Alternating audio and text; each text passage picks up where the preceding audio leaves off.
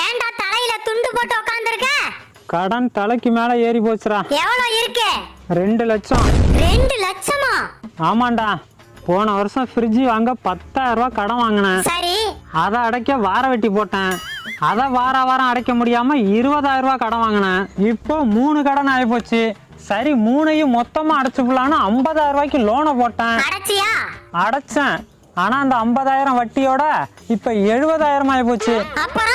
அப்புறம் என்ன, 1 லட்ச ரூபா லோனை போட்டு அதை அடைக்க 10 இடத்துல கைமாத்தா கடனை வாங்கி இப்போ 2 லட்ச ரூபாயில நிக்குது. இந்த மாசம் டியூவை கட்ட பணம் இல்ல. இப்ப என்னடா பண்ண போற? அந்த ஃப்ரிட்ஜை ஒருத்தவன் பாதி விலைக்கு கேக்குறான். அந்த ஃப்ரிட்ஜை பார்த்தாலே நமக்கு வெறுப்பா இருக்கு. அதான் இந்த மாசம் டியூவுக்கு அதை வித்து கட்டிப்பலான்னு பாக்குறேன். அதுக்கேண்டா ஃப்ரிட்ஜ் வாங்குன? 10 நாளைக்கு வேலைக்கு போயிருந்தா கடனே இல்லாம வாங்கிக்கலாம்ல. அந்த அறிவு இப்பதானே வருது.